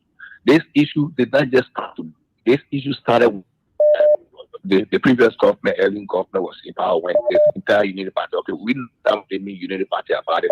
The point is, started a long time. Why did the code right now? Oh, because it started. Hello, so because it started a long time, so but now because we are hitting the political season, it shouldn't resurface in the news, right? Is that the point? No, that's what I'm saying, but that's not what I'm saying. What I'm saying is this accumulated, according to them, they started paying, and then they got to the point where they have to get some situation that they had to go to court. They went to court and started paying. But if you, the thing is simple. If you say currently it's not for, why not you vacating them? Okay. All right. Thank you so much. Let's take another person on this line again. Let's take this person here. Good morning. Hello. Come on. Yeah, hello. Yeah, good morning. Your name is joining us from? Yeah, I'm Hassan, calling from Minneapolis, Minnesota. Welcome, Hassan. Yeah, okay, no, Liberia, hello, Liberia. This is civil matter. We agree that United Party owe the people the money, and we owe somebody in Liberia the payment arrangement.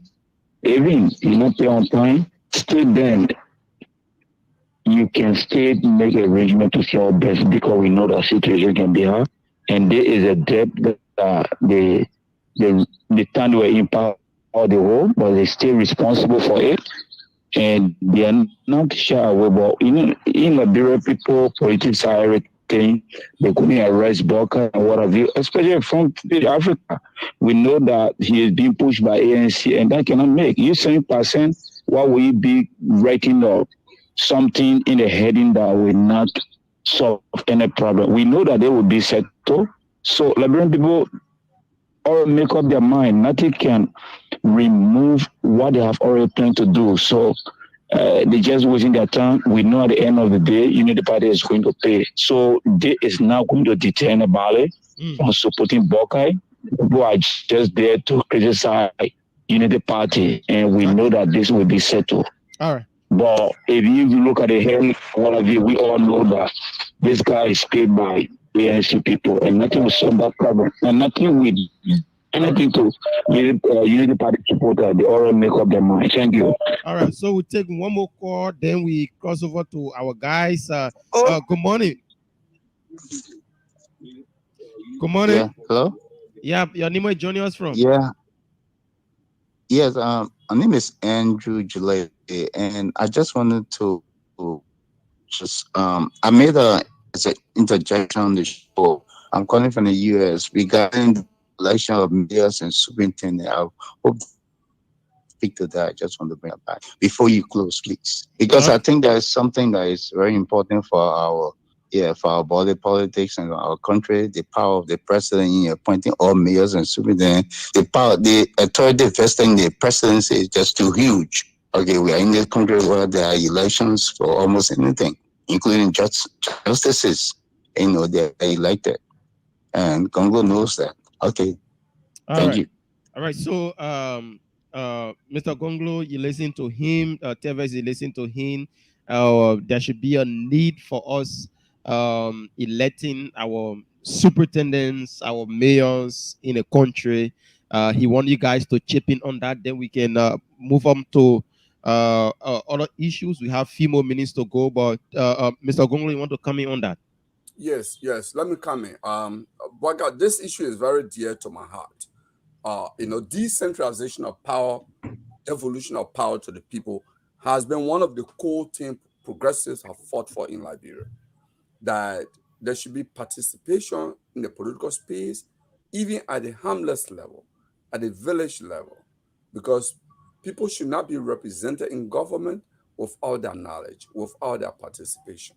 So, rightfully so, Honor L.M. Johnson said the issue of the Local Governance Act was put before the legislature. But the same thing, corruption in the political space, in public space in Liberia, actually killed that bill. Because the various county legislative caucuses felt that if a superintendent is elected, then the superintendent is on par with them.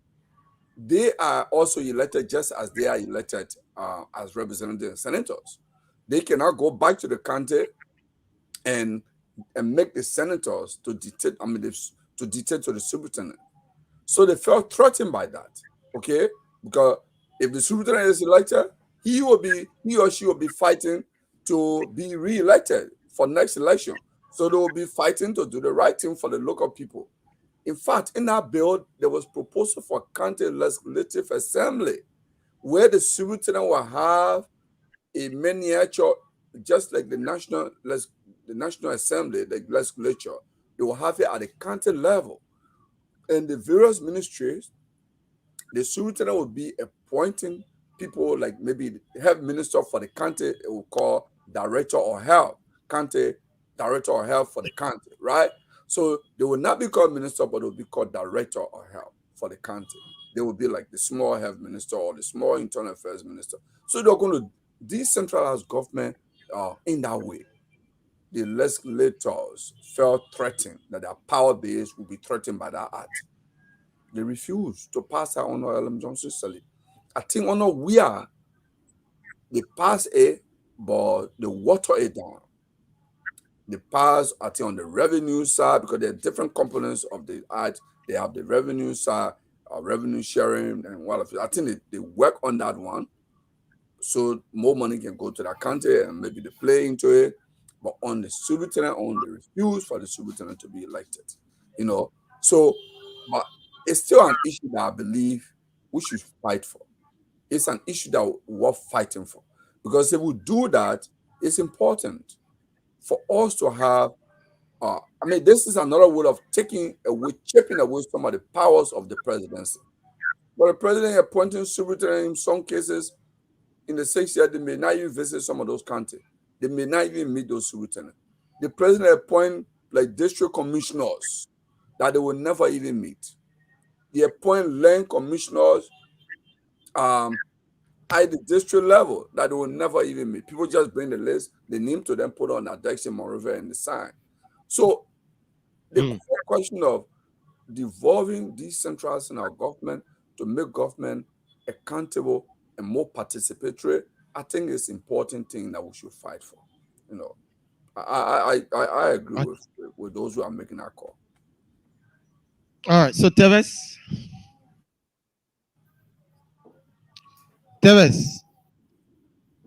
Yeah, yes. I think sleeping. I'm yet to verify as to whether this particular law was being passed.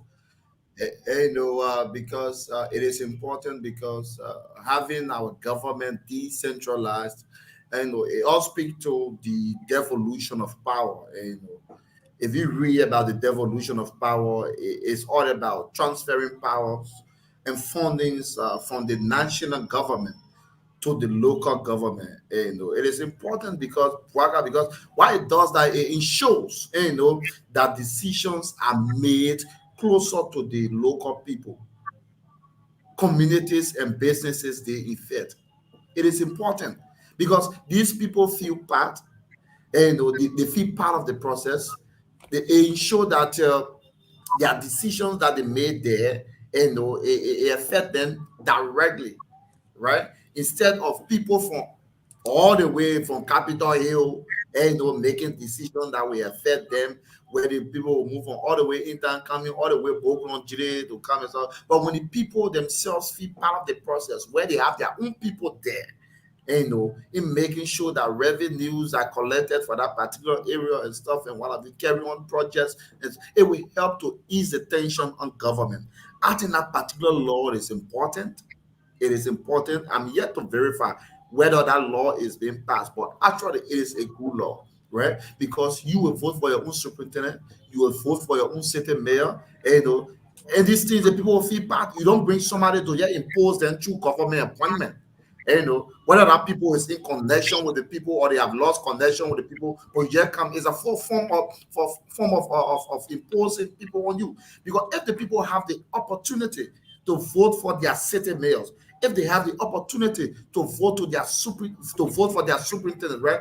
They feel part and parcel of the process because that particular superintendent is accountable to them. They won't be accountable to national government as compared to the locals. I think that law is important. The government needs to, if that law is not yet been passed, the government needs to make sure that that particular law is passed so our people back home can feel part and parcel of the process. That's just what I want to say about that. Okay, so that's it. You listen to the guys that they have already made a point on that, and I do support all of what they said. There is need that a room be created wherein we can be able to elect our superintendents, our city mayors, so we the Liberian people can be a part of the decision making in our country. So guys, I don't know if you still want us to chip in a little bit on the Yeah, 5 minutes. We gotta know the status of Team Gongo in the Liberian People Party. Well, okay, so Waka, on this matter, so let me first make the disclaimer. I'm not an official of the Liberian People's Party. Yes, I am a member. I've been a member of the Liberian People's Party since 1985. So I'm a member. Yes, I'm a brother of Councillor Tawan Segonglo, but I'm not the spokesman for his campaign. I do support him, not because he's a brother, but because he's the right person for Liberia, no doubt. You know, in 2022, I know we don't have much time. There was a survey done by some online group, and they asked Liberians, what issue you think is the most important issue in the country? And everybody say corruption. Any corruption is the most important thing in Liberia. Because with corruption kills everything. Corruption kills more than civil war. P.O. Lumumba, the renowned prolific orator in Africa, is a progressive. He has said corruption kills more than civil war. Corruption kills more than HIV/AIDS. Corruption kills more than any disease. Corruption kills more than pandemic. Because corruption kills the nation in a way that we can't even measure. Councillor Gonglo, not just his lifestyle, but he's devoted his life, more than 40 years of his life, to fighting for just cause, for causes that he believes in. So, if you want to make Liberian government accountable, Gonglo is your man. If you want to end corruption in the way that we know it today, Gonglo is your man. So I would say we can talk all these things. People can come with economic plan. Oh, we're going to raise the revenue to this level. We're going to have arrest. We're going to have this. All that's breeze. Because you know what? People have presented platform in previous elections. But what they didn't fight for when they got power was they didn't fight corruption. So as a result, we are in a vicious cycle. You can build your skyscraper, you can build your light poles. Before the Civil War, where we didn't have light or water, but even in Sanukole, they have running water in Sanukole. What happened during the Civil War? People chopped down the light poles. They took the copper wires from the wire and saw it. Because our people were not educated. So we need to have a fresh start. The way we start is to fight corruption. And Councillor Gongla has made it very clear that the first 100 days, we will begin to fight for the rule of law. You will make the police accountable. It will be clear that citizens have the right to video, record the police, to take photograph of the police, and the police will do nothing against the citizen, just as it's in the US. But no minister will say, I'm minister, police move from the road. The police must be given the right to perform their duty unhindered. In that way, you hold the police accountable. Because all the court cases that government can lose is because police got wrong evidence. The police must be professional, trained in order to do that. Councillor Gonglo, as a former Solicitor General, he recognized that for us to have justice in the country, our police there must be a new paradigm in how we police the nation. He's very clear on that. So there are many things he has laid out in his Better Liberia agenda. And I know Waka has always argued that before you govern, you must win. True. But what I don't agree with is many Liberians agree that things are not going in the right direction. But you know what? It's not the first time things are not going in the right direction in Liberia. Although things are not going in the right direction. Taylor things are not going in the right direction. Okay?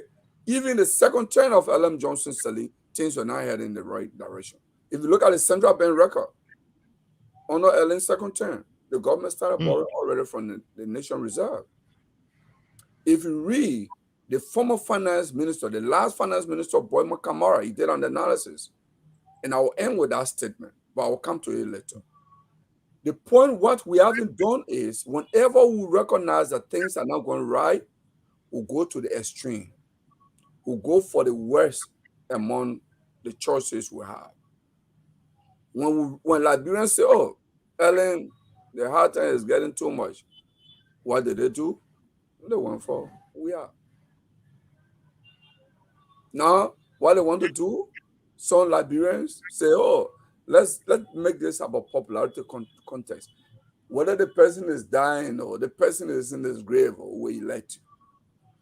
For me, that is a sheer stupidity. You don't do that for a nation. You don't do it. The nation must search for a soul. We must search for our soul. We must know why, after almost 200 years, why are we making reference to Ghana? Why are we making reference to Rwanda? Why are we making reference to Botswana? Why are we making reference to Kenya? Countries that will fought for their independence. Why? Are we not ashamed to say these countries have better leaders than us? When we have some of the best. Our medical school, our law school used to have attract foreigners to come there. Our universities, University of Liberia used to attract a lot of foreign students. Why are we not attracting foreign students today? Why are we going down the drain? Corruption is the foundation of that. Because there's corruption in the education field, there's corruption in health, there's corruption in the court, there's corruption in the executive marshal, in fact, the legislature is the doyen of all corruption in Liberia. So the conclusion, Mr. Konglo can make that change. You believe when he's given the leadership of our country, there will be a lot of changes. Yes, because you know what? This guy, he will not engage in managing public sector as usual. And his friends, his colleagues know that. Some of the folks who have worked with him, they know that. Some of the people who live with him, and there was a show that I listened to. There was a guy, the guy is an ANC man. I think they call him either Eastman or Eastman, Jimmy Eastman. He's on FOL. I listened to it. He said he and Councillor Gonglu are done trade at the university. He said that guy has not changed from the day we were students. He said he was straightforward on grades, on cheating. He was very straightforward on those. He was nervous even if people brought paper and said, oh, the test leak. He was shied away from that. I mean, I'm not saying he's perfect. He's not an angel. Yeah. Okay? But because we stand for the right thing. what I want to say is that we as a country, we have entrusted power with people that will come and sing all of the nice songs to us, that will come and say, this person is an angel, this person is from X, Y, and Z, this person can make the change. But once they are given leadership, everything try to start to turn around. So what difference can we point out if a Gongolo leadership is if Gongolo is governed giving a leadership to steer the affairs of our country? Can he be different from all of those that been given the same mantle of authority in our country? Is there any difference from Consider Gongolo from others that have been serving? Yeah, Baka, there is a big difference. You know why in Liberia we say the before the tree falls, it casts a shadow, right? What the shadow foretells you what is coming next. Councillor Gongo is now a stranger to public service. He served as Solicitor General. In fact, when he was appointed as Solicitor General, he was the acting Minister of Justice while waiting for the then Francis Johnson Morris to be confirmed as the Justice Minister. Okay? So he has high level government position. As Solicitor General, there is a guy who used to be a sedition. They call him Ambola Miami. You probably know him. He and Molba Molu, Jefferson Koji then were, they went to jail. When Kofi Annan came to Liberia, at that time, Councillor Gongolo, Solicitor General, according to Ambola Miami, they were demonstrating before the State Hall. I mean, when Kofi Annan, during Kofi Annan visitation, and they were demonstrating for the War Crown Court. The police arrested and took them to the jail, to police cell, and detained them. They called the Solicitor General. They were preparing a charge sheet for them to send them to court. According to Ambla Miami, in his presence, after the police arrested them, they were in jail at the police station. Councillor Gongolo went there and said, these folks, so long they didn't engage in vandalism, they did not destroy any property, they've committed no crime. It is their constitutional right. What they did is a protected right under our constitution. You should set them free. They've committed no crime. Ambola Miami said he was shocked that a Solicitor General for a government will come and disagree with the police that you are arrested a Liberian for the wrong reason, set them free. Today, he is a supporter of Councillor Gongo. He goes or he's campaigning. So this guy, he traveled in the 1990, I believe 1993, while working in IGNU government, interim government with Dr. Sawyer, that I didn't want to talk about he returning pedant, but that was not government thing. When you were president of the National Bar, the first trip he made to Nigeria to attend the African Bar conference, when the bar gave him, I believe, $1,000 or so, incidental hotel bill, he went to Nigeria. The Nigerian bar paid for the hotel and they paid for other stuff. He came by to Liberia. Besides the money he paid at the airport or something he did, and I think something he had a lunch with another African bar president and he paid for it. He came back, the balance money he gave it to the bar. He said, hey, you gave me this money and this is the balance. And they said, Mr. President, we gave you the money already. He said, no, it's for the bar. The bar gave it to me for a pipers. I didn't use it for that pipers. So yeah, is it? So he stand up that thing should be done. Yes.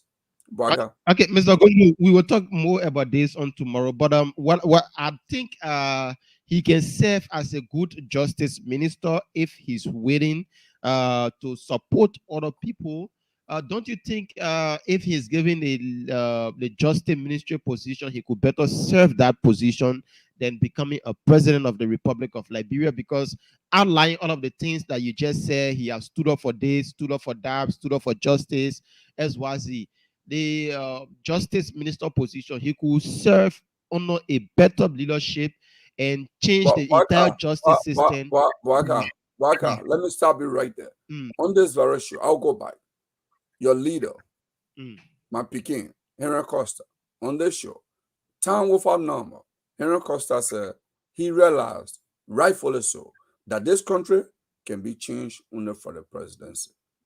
Because you know what? When we get a president that is foolish, the whole nation start behaving foolish. Okay? When we have a president that is straight, the whole nation will start being straight. Henry Costa said that rightfully so, he argued, and I agree with him. This is what we can change the presidency. Let me tell you this, and I will flip this.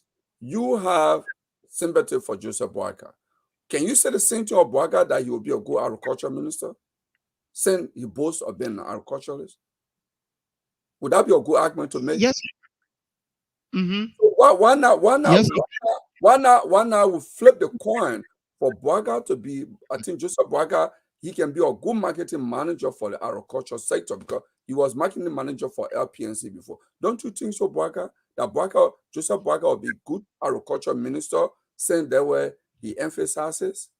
Or saying his supporters say he's an honest man? Why not we making the executive director, the director general for LACC? Don't you think so? He might be better in that position. If the Liberian people are yearning for this change, and they feel that the person that can make that change now is Joseph Nyuma Boakai or Alexander Cummings, or even the Tiawan Gongolo. Now, if you put the three candidates, the three opposition candidates under the microscope, and ask Liberians who you think should unseat the President Weah-led government, a lot of people may likely tell you, say, oh, we want Joseph Boakai to go as the real opposition bloc in unseating President Weah. But let's look at that's exactly the point I was making. So now I will learn, then you will come in, Mr. Gongolo. Let's look at the numerical strength of Mr. Gongolo. This is his first time, and with he just accepting to go as the justice minister, to begin from somewhere wherein people can say, okay, he's justice minister, or you are acting minister of justice. Yep. Okay, He's so been acting now minister of justice for a month or so. He's been minister of labor. But you want to know one thing Councillor Gongolo has also said? Councillor Gongolo, he's so humble. He has said, listen, the public space, I've been acting minister of justice, I've been solicitor general, I've been minister of labor. I don't think the idea that some Liberians become minister in one government, another government can they become minister, he said he doesn't think it's a good idea. All of Liberians must come and exhibit and save their country. He does not want to be a minister in any government. He's been minister. There is nothing left in a ministerial job that you want to go by for it. He wants to change the country. That's why he wants to be president of Liberia, to change the country fundamentally. That's what he wants to do. But if that to become minister, he would have even been minister or not teller, because Blambo Nelson were behind that time. There is no government that has come to power that they've never wanted him to. Even when he left Ellen Johnson's steady government, go and read Front Page Africa O edition. When Ellen won the second term, even though questionably because CDC withdrew from the second the round of election. Front Page, in the interview with Ellen, asked Ellen, who do you want in your new government cabinet? She said, I prayed and hope that Gongolo can accept to rejoin my cabinet. Okay? To the extent that they fell apart in a public way, she still felt that he should come back to serve in her cabinet. That's the kind of person he is. He doesn't want to be minister anymore. He thinks that Boakai Kamara should have the chance to be minister too. One person cannot just be minister. We should allow the young people to come and be. All right, so Mr. Gongolo, this conversation could go.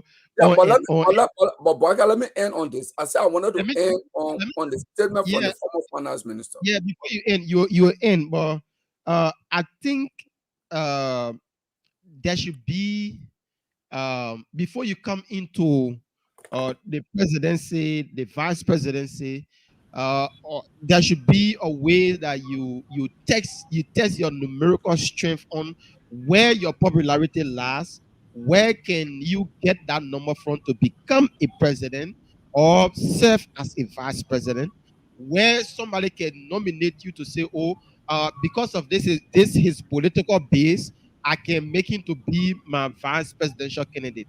But there haven't been any time that Mr. Gongolo have tested his popularity in Liberia. He haven't become a senator yet.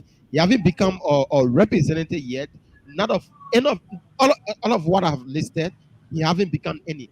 Where can he depend on now to say, oh, these are the people I'm depending on to make me the president, even though I haven't served as representative? They meant depending on the Liberian. They meant depending on the Liberian people to make him president. You will not have the men subjected to a particular thing. Baka, yeah. What you're saying there, I will tell you. Politics, electioneering politics in particular, is a marketplace of ideas. People sell the ideas. Liberians are crying for corruption, right? Councillor Gonglo said, I have a solution to your cry. If you give me the opportunity, I will end corruption as it is known in Liberia today, right? Others say, I will give you arrest. Others say, I will do this. It's for the voters to decide. But let me tell you also this.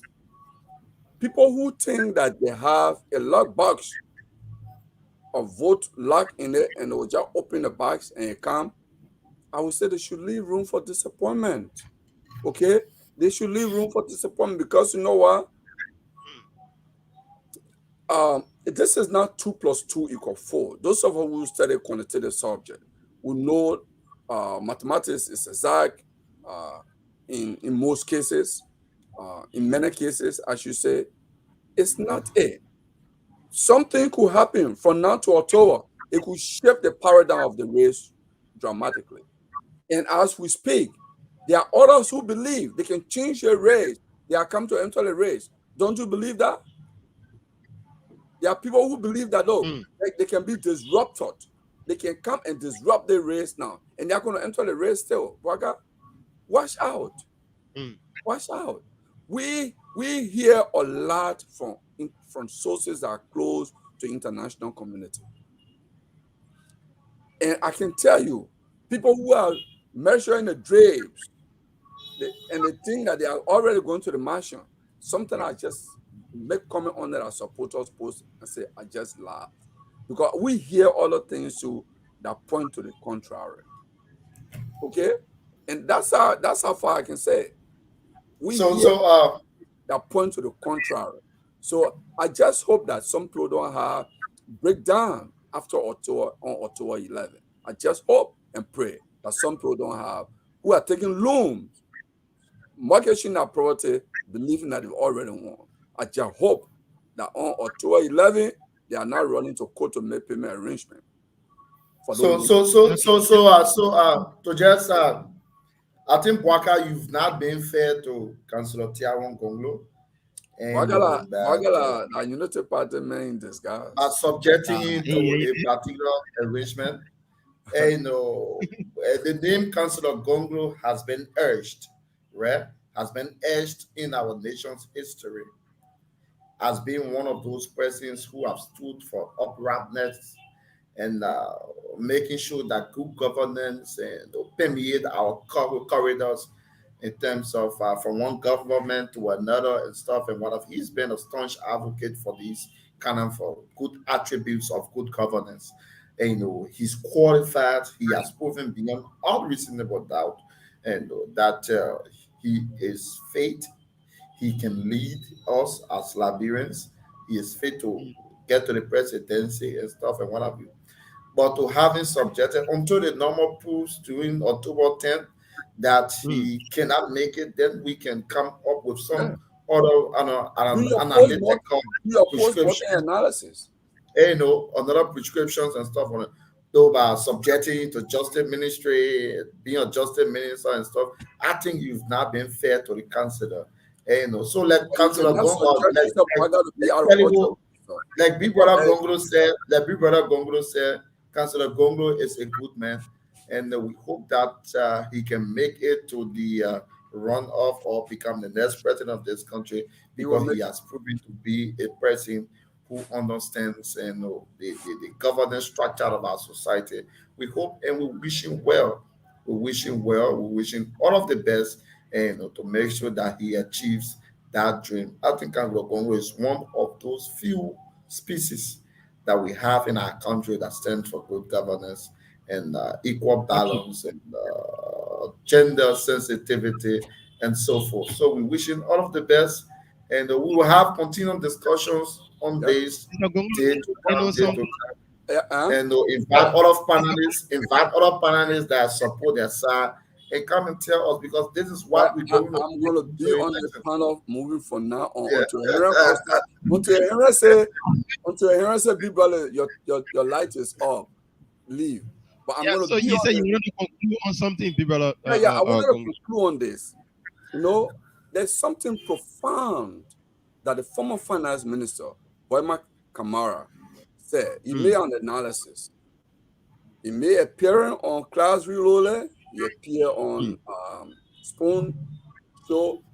He made a statement. He said, and many people didn't, worker supporters, Unity Party people didn't like the statement he made, the fact that he served in UP government. And again, he support worker, he support the Unity Party. But he said, guys, let's be fair. When it comes to managing Liberia economy, the Unity Party government and the CDC government, they are managing the economy the same way. Essentially, this is what he said. He said the UP government raised more than $4 billion in 12 years. Their approach was consumption and less capital investment. He said the CDC is doing the same thing. They raised about more than $3 billion in 6 years, in about 6 years. Their approach is consumption and less investment. So what is the difference between these things? If you really want to change your country, you want to swap the country between two parties who model of managing the economy is just consumption, instead of just collect the revenue and consume. That's why the economy does not grow. They spend less on capital investment. The former finance, and he was not speaking his opinion. He was speaking with the data. He gave the data, and it's here. I have it. They consume almost everything they collected, and invested maybe just about anywhere between 6 to 10%. That's not investment. Other African countries are growing because they are investing. Okay, and that's the wrong thing we're doing. Okay, that's the wrong thing. So if you want to switch between Unity Party and CDC, you are on the wrong issue, Parker. But I will talk to you. I got an important call from somebody important. I need to talk to him. So let's end the show on it. Okay. All right. I need to talk to Councilor Gongo. All right. Yeah. All right. Thank you so much. Folks, so we'll be back here tomorrow morning with another fascinating discussion. Teves, you want to wrap it up? Yeah, so again, we will be here tomorrow, and we are going to touch all sides of the spectrum. We are not going to leave any stone unturned. We are going to touch every side, right? So if we are touching your side today, it shouldn't be like we hate your side, or we kind of don't have interest in your side. That is why we are talking about your side. But trust me, every side will be touched on this platform, and we are going to unearth some of these things that are not called for, and caution our people as how to move in the coming days, drawing to the election time. We are going to give political and policy prescriptions onto whatever that will occur politically in our country. And we don't hate anybody. We speak the truth, and we'll continue to speak the truth. We call on the folks of the United Party to make their arrears available to the wardrobes in McLean. It is kind of embarrassing. You have established and acknowledged that you owe the wardrobe and McLean. Do the needful by paying your arrears. Because we can be going to the election, kind of thing coming on about the Baka and the United Party people. This is so embarrassing. Very embarrassing. So I want to say thank you. We'll be back here tomorrow, Baka. Now thank to Big Brother Gongo for coming sharing your perspectives as to the politics in our country. See you tomorrow by the grace of God. Okay, folks. So join us tomorrow morning at 10:30. That's when we're back here with another fascinating discussion. Boaka Kamara, Tevesna, and Mr. Gunglu will be here, hoping that Darrington Collins join us tomorrow. Up until then, is bye-bye from our end.